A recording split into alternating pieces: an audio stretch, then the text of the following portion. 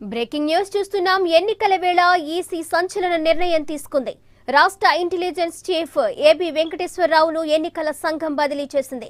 ఈ బదిలీ తక్షణమే అమల్లోకి వస్తుందని పేర్కొంది. వైసీపీ ఫిర్యాదుపై స్పందించిన ఈసీ ఏబి వెంకటేశ్వరరావును బదిలీ చేస్తే ఇంటెలిజెన్స్ లో సీనియర్ అధికారికి బాధ్యతలు అప్పగించాలని ఆదేశించింది. అలాగే కడప ఎస్పీ రాహుల్ దేవ్ శర్మ, శ్రీకాకుళం ఎస్పీ వెంకటరత్నంలను కూడా బదిలీ చేసింది.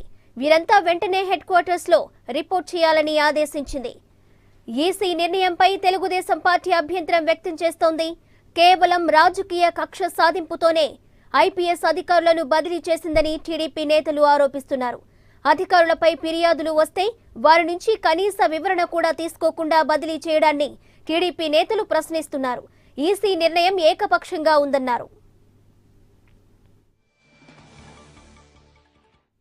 ఇక ఎన్నికల సీజన్లో ఇంటెలిజెన్స్ చీఫ్ ను బదిలీ చేయడం వల్ల ముఖ్యమంత్రి భద్రతకు ముప్పు వచ్చే అవకాశం ఉందని టీడీపీ నేతలు అభిప్రాయపడుతున్నారు. ఎన్నికల నిర్వహణలో ఇంటెలిజెన్స్ పాత్ర ఉందని చెప్తున్నారు. చంద్రబాబును స్వేచ్ఛగా తిరగనివ్వకుండా చేసేందుకే కేంద్రం ఈ బదిలీలు చేపట్టిందన్న విమర్శలు వస్తున్నాయి. దీనిపై న్యాయ పోరాటం చేసే యోచనలో టీడీపీ ఉన్నట్లు తెలుస్తోంది. ఇదే అంశానికి సంబంధించి మరింత సమాచారం మా సచివాలయం ప్రతినిధి ఎంపీ రావు అందిస్తారు. ఎంపీ రావు, చెప్పండి, ఎన్నికల టైంలో ఈసీ ఈ నిర్ణయం తీసుకోవడానికి కారణం ఏమై ఉండొచ్చు, గట్టి కారణం ఏమై ఉండొచ్చు? అంతేకాకుండా టీడీపీ కూడా ఒకవైపు ఈ నిర్ణయాన్ని ఖండిస్తున్నట్లు తెలుస్తోంది. ఏం జరిగే అవకాశాలు ఉండొచ్చు?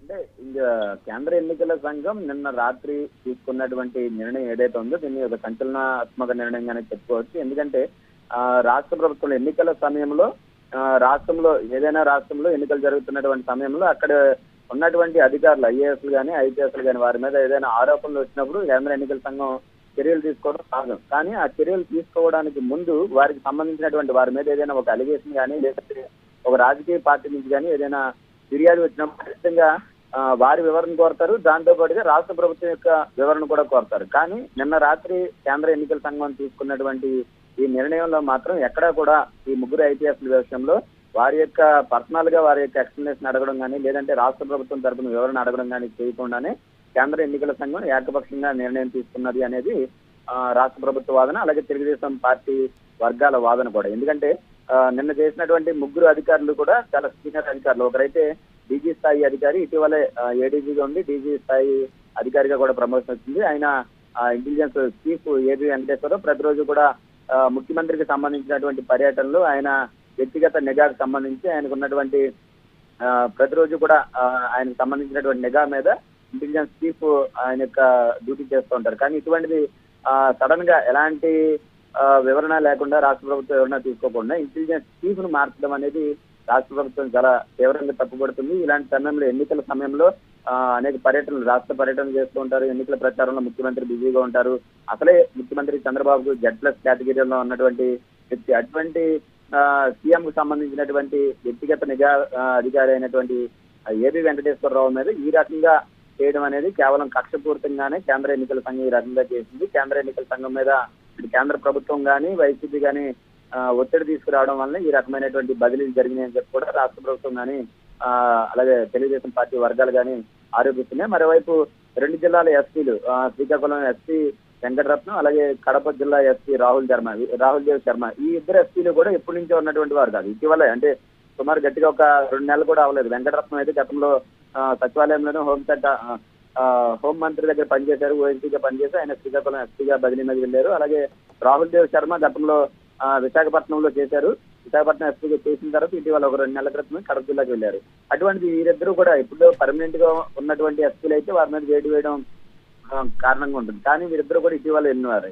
అలాంటిది ఈ ఇద్దరు ఎస్పీల మీద కూడా వేటు వేయడం అనేది కేవలం ఇది రాజకీయ కక్షలో భాగంగానే జరిగింది అని చెప్పి మాత్రం తెలుగుదేశం వర్గాలు అయితే ఆరోపిస్తున్నాయి. దీన్ని ఎదుర్కొనేందుకు అవసరమైతే న్యాయ పోరాటం చేసేందుకు కూడా రాష్ట్ర ప్రభుత్వం తరపున సన్నద్ధమవుతుంది. అవసరమైతే ఈ రోజు లేదంటే రేపు హైకోర్టుకు వెళ్లి కోర్టు ద్వారానే ఈ యొక్క బదిలీని నిలిపివేసేలాగా చర్యలు తీసుకుంటే బాగుంటుందనే ఆలోచనలో కూడా తెలుగుదేశం పార్టీ వర్గాలు అయితే ఆలోచనలో ఉన్నాయి. మరోవైపు కేంద్ర ఎన్నికల సంఘం రాత్రి ఇచ్చినటువంటి ఆర్డర్స్ ఆధారంగా రాత్రి అర్ధరాత్రి 2 గంటల తర్వాత సిఎస్ సునీత కూడా వారందరినీ కూడా బదిలీ చేస్తూ ముగ్గురు అధికారులను కూడా బదిలీ చేస్తూ అర్ధరాత్రి జీవోలు కూడా జారీ చేశారు. అయితే వారి స్థానంలో ఎవరికి బాధ్యతలు అప్పగించాలనే దాని మీద ఈ రోజు క్లారిటీ వస్తుంది. ఎప్పుడైనా కూడా గతంలో అంటే రాష్ట్రంలో ఎన్నికల కోడ్ అమల్లోకి రావడానికి వారం రోజుల ముందు కూడా ఇలాంటి ఘటన ఒకటి జరిగింది. శ్రీకాకుళం కలెక్టర్ గా వెళ్ళినటువంటి బి రామారావును వెళ్ళినటువంటి వారం రోజుల్లోనే ఆయన మీద బదిలీ వేటు వేసింది కేంద్ర ఎన్నికల సంఘం. అది కూడా అప్పట్లో సంచలనాత్మక నిర్ణయంగా మారింది. ఎందుకంటే ఎన్నికల కోడ్ ఉన్నటువంటి సమయంలో ఇలాంటి బదిలీ వేటు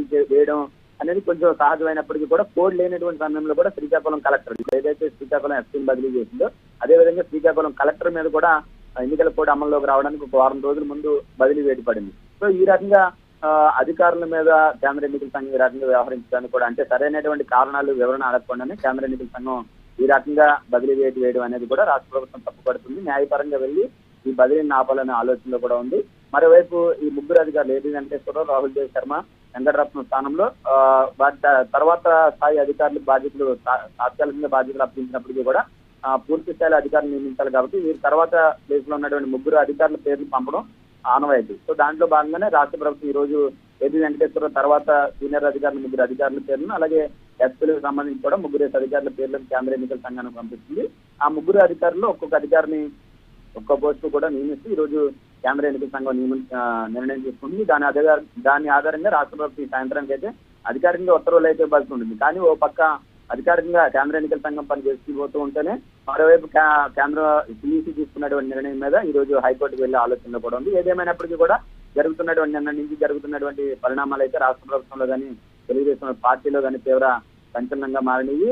సీనియర్ అధికారి ఏబి వెంకటేశ్వరరావు డీజీ స్థాయి అధికారి గతంలోనే ఏబి వెంకటేశ్వరరావు అలాగే డీజీపీ ఠాకూర్ మీద పెద్ద ఎత్తున వైసీపీ పార్టీ నుంచి పెద్ద ఎత్తున ఫిర్యాదులు వెళ్ళినప్పటికీ కూడా ముందుగా అయితే ఎక్స్ప్లెనేషన్ అడుగుతుందనే ఆలోచనలోనే రాష్ట్ర ప్రభుత్వం కానీ సీనియర్ అధికారులు కానీ ఉన్నారు. కానీ కేంద్ర ఎన్నికల సంఘం మాత్రం ఎలాంటి ఎక్స్ప్లెనేషన్ తీసుకోకుండా ఏకపక్షంగా ఈ రకంగా తీసుకోవడం అనే దాని మీద కూడా రాష్ట్ర ప్రభుత్వం చాలా అసంతృప్తిగానే ఉంది. దీని మీద న్యాయ పోరాటం చేయడం ద్వారానే కేంద్ర ఎన్నికల సంఘాన్ని కూడా ఎదుర్కోవచ్చని ఒక ఆలోచనలో ఉంది. ఏదేమైనా ఈ రోజు రాష్ట్ర ప్రభుత్వం ఏం చేయబోతుంది, వీరికి బదిలీలు కంటిన్యూ అవుతాయా లేదంటే కోర్టు ద్వారా వెళ్ళి పెండింగ్ లో పెడతారా అనేది ఈ రోజు సాయంత్రం కల్లా ఒక క్లారిటీ వచ్చే అవకాశం. Right MP Rao, thank you.